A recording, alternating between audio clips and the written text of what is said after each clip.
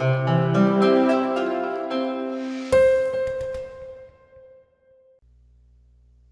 use the revisions feature, depending on how many are set through WP Engine, how many we tell WP Engine to save, when you're inside of a page and as you are updating pages, over on the right hand side up at the top right, it'll say revisions and it'll tell you how many revisions.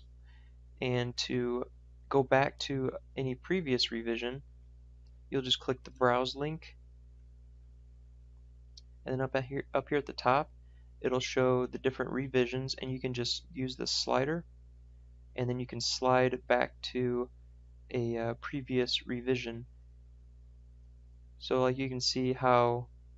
the very first revision there was no content, and then we made some changes to the page, so that's showing it there. And then this revision was I don't think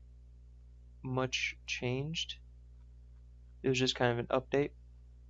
so that can happen. So when you slide back to the one that you want, you click restore this autosave, and then that will restore that page to